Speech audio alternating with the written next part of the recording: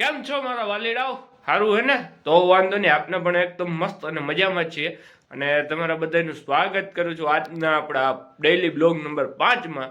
અને હા યાર, થોડીક તમારા મદદની જરૂરિયાત છે યાર, થોડીક પૂરી કરી દો. વિડીયોને દબાવીને શેર કરો, કારણ કે ટાર્ગેટ બહુ મોટો મુકાઈ ગયો છે ભૂલથી. 25,000 સબસ્ક્રાઈબર નહીં, પણ વ્યૂઝ, ટોટલ વ્યૂઝ આપણે 1 લાખ પૂરા કરવા છે, એમાં 25,000 જેવું ઘટે છે. તો શેર કરીને યાર થોડોક સપોર્ટ બતાવો યાર.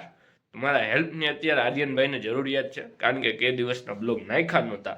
અને અત્યારે આ રીતનો ટાર્ગેટ મૂકાણો એટલે બહુ અઘરી વાત છે પૂરો કરવો. તો આવું છે. અત્યારે આજે છે વારમાં શુક્રવાર, અને આપણે જવાનું છે આપણા શોરૂમે. એ તો આપણું રૂટીન જ છે.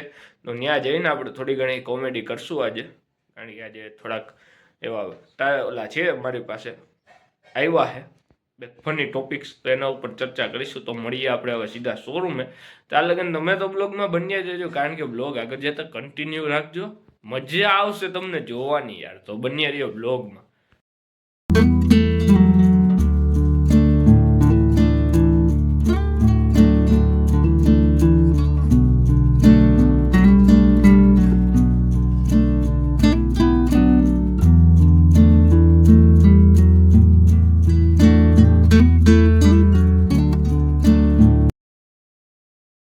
ફાઇનલી ફેમિલી આપણે દુકાને તો પહોંચી ગયા. બાજુ મશીનનો અવાજ આવતો હોય છે. તમને એમ થાય કે આર્યનભાઈ કેને દુકાને? તો કે દુકાનના કામથી, ફિટિંગના કામથી એક જગ્યાએ આવ્યો તો આ ભાઈ પાસે, અમારા કિરીટભાઈ, જ્યાં આમ કહેવાય કે કેશોદની આન બાન અને શાન છે. તમે એની પણ નાનામાં નાનું ટી શર્ટ લઈ આવો ને તો મોટું કરી દઈએ, પણ મોટામાંથી નાનું કરી દઈએ તમારા માપનું. એ અમારા પટેલ પાસે કલાકારી છે. આવું છે ભાઈ. અમારા પટેલે હોય ને એટલે અમારે બધું મુમકિન હોય. નાનામાં મોટું કરવું હોય તો મોટું થાય, મોટામાં નાનું કરવું હોય તો પટેલ હોય ને એટલે મુમકિન થાય. એમાં તો શું કે ફેમિલી, તમારે ત્યાં ઠંડી? અમારે તો એકચ્યુઅલીમાં બહુ ઠંડી છે અહીંયા. હજી 10 વાગ્યા છે, પણ સ્વેટર કાઢવાનું મન નથી થતી. મસ્તીની ઠંડી છે. આવું કંઈક છે ભાઈ.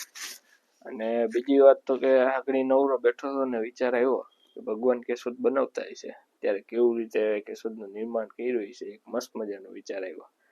તો ભગવાન માન નવરા થયા છે કંઈક કામમાંથી, અને પછી ભગવાનને એમ થયું છે કે લાવીને જ કેશોદ બનાવી નાખો. એટલે થોડાક વર્ષો કંઈક તો કેશોદ બનાવ્યું, નાખ્યું જુનાગઢ જિલ્લાની બાજુમાં, જુનાગઢની બાજુમાં, એટલે એમ કહેવા થાય ને જુનાગઢની બાજુમાં. તો પછી ભગવાનને થયું એમાં કહેવાય દ્વારા ફરવા ક્યાં જાય, તો એક નાખ્યું અક્ષયગઢ નામનું ફરવા લાયક સ્થળ, એમાં મહાદેવને બિરાજમાન કર્યા. અને પછી ભગવાનને એમ થયું કે નાજીએ કંઈક ઘટે, ભગવાન આપ્યું હવાઈ અડ્ડો, એટલે કે આપણે જે એરપોર્ટ કહીએ એ થોડાક સમય હાલશે, પછી બંધ કરી દેવું. પછી 15 વર્ષ 20 વર્ષ જાહે એટલે બહુ ભલો માણસ આવશે ને ફરી પાછું ચાલુ કરાવશે.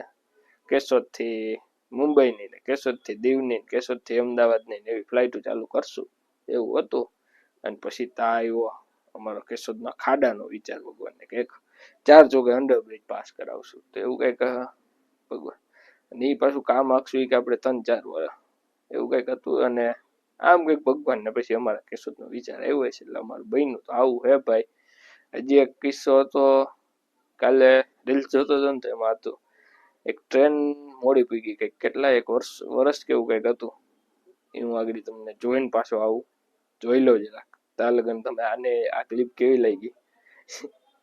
તો હું તમને આગળની ક્લિપમાં જે ટ્રેનની વાત કરતો હતો ને, ટ્રેનને પૂગવાનું હતું 3 થી 4 કલાક, મને પૂગી કંઈક 3 વર્ષ પછી, 3 વર્ષ 8 મહિના ને 8 કલાક, એટલો ટાઈમ લાગ્યો બોલો ડેસ્ટિનેશને પૂગવામાં.